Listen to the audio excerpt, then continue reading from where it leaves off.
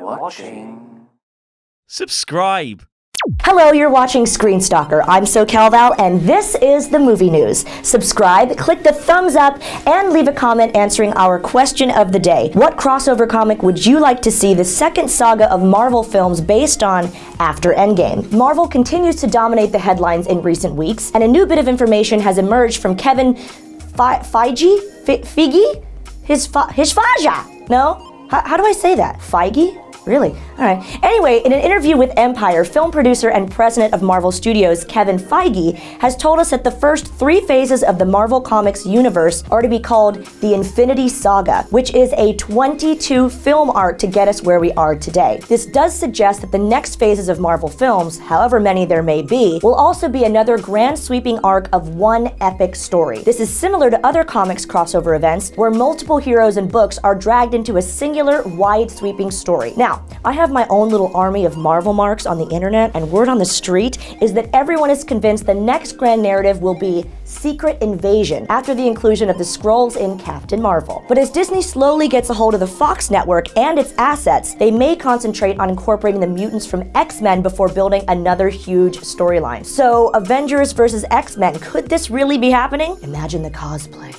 Feige has also given some updates on the future of Captain Marvel in the MCU. So far, in just 10 days, the film has earned over $760 million at the box office. Oh, what's that? You're still on the fence about seeing this film? Well, then may I politely ask, what the hell are you waiting for? It's so good. In fact, this is a perfect time for me to do a cheap plug and tell you that I've reviewed this movie just for you right here on ScreenStalker, so keep an eye out for the upcoming video. Kevin Feige has praised Brie Larson's performance and confirmed that she was a huge Marvel Comics fan before she was cast in the role of Carol Danvers. He also said, quote, "One of the highlights of my career at Marvel was introducing Brie at Comic-Con and having her come out on stage and stand there with literally almost everybody else from our movies. There she was at the forefront, and it was a great foreshadowing. Not just for how audiences are going to embrace Brie as this character, but also for how Captain Marvel is about to take the lead and be at the forefront of the entire cinematic universe." So there you have it. Larson has cemented herself as our top female superhero and has a reported 7-film deal in place with Marvel to produce more kick-ass films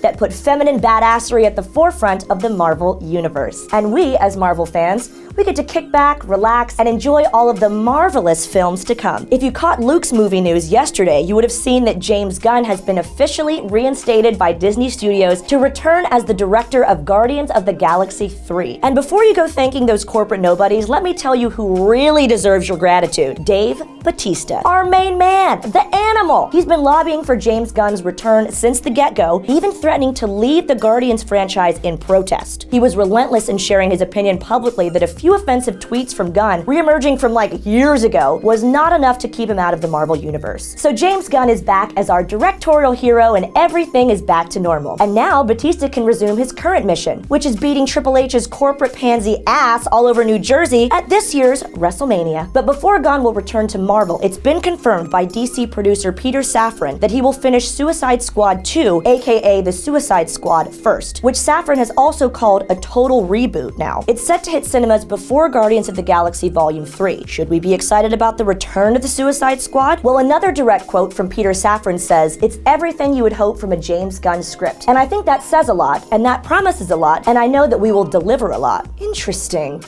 It's not really, actually. And speaking of James Gunn, it's also been reported that Disney never even bothered to look for a replacement for him after they fired him 8 months ago. While it's yet to be confirmed by Disney Studios, Deadline reports that Disney neither considered or even met with anyone to replace James Gunn. I mean, call me crazy here, but it's sounding like Disney sort of went, "Oh snap, this is bad. Let's see how long it takes to blow over before we can slip James Gunn through the back door." Which probably was the best decision. They let things cool off, and then in true Disney fashion, they poured some fairy dust on it and packaged it up as a whole new idea. Brilliant.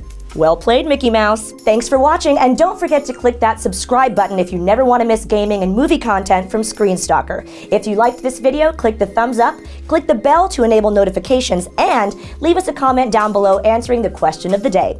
I've been SoCalVal for ScreenStalker. Oh, and remember, we're watching.